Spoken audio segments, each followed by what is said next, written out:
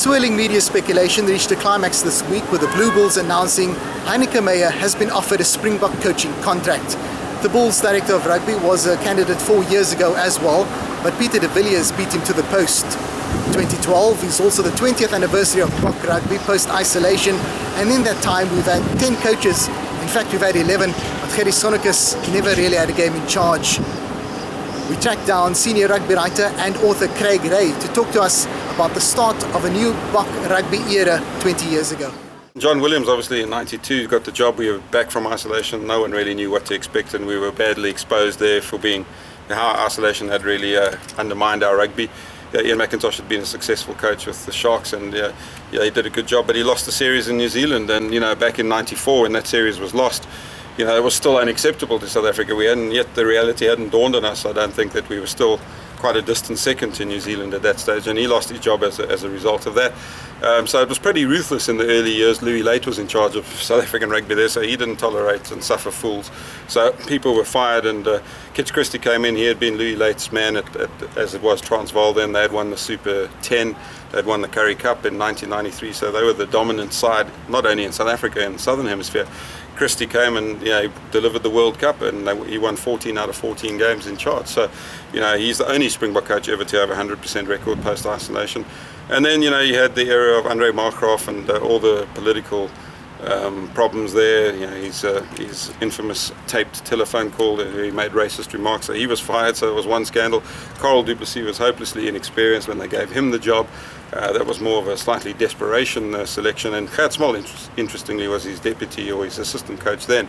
And Carl did some good things, but he was probably just a bit too soon. It brought Mallet, and Mallet was he was a top coach, and he delivered the goods. They won the Tri-Nations. They were undefeated for 17 tests, and then we got into Harry Viljoen, who was a little more of a visionary, but he never saw his vision through. He sort of lost belief in himself. He had this great vision for expansive rugby, and then he gave up on it when the results didn't go his way, which is part of the pressure of the Springbok job, to change things. You've still got to win, and that didn't work for him.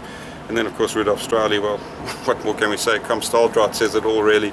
And Jake White, he had his fights and he had his wars with the board, but he delivered the World Cup in the end, and I guess that's all that counted. And then Peter de Villiers, he inherited a good squad. He was a good man. The players were tremendously loyal to him, and they did enjoy him. But I suppose a 62% winning record is kind of, says enough that we couldn't go on in that direction. We needed to change something. He wasn't terrible in terms of his results. They had some good moments. They won the Tri-Nations, they won the Lions series.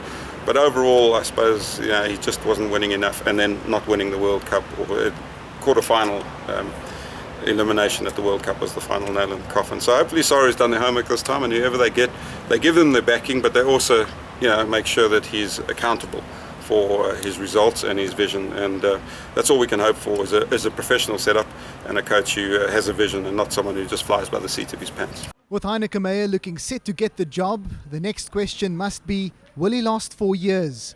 One of the contenders to be the next Bok captain hopes so. I think it's important that we make a long-term appointment, take us through to the next World Cup. We've got a heap of young players coming through, and there's a good mix with still some senior Boks left in the system, so hopefully we can find a good balance and play some exciting rugby on the international stage. We've been locked into these 4-year contracts, and that probably saved Jake White. He would have been fired if he didn't have a 4-year contract, and he delivered the goods in the end. Peter de Villiers, the same thing. He had a 4-year contract. He might have been let go after 2010 if it wasn't for the contract.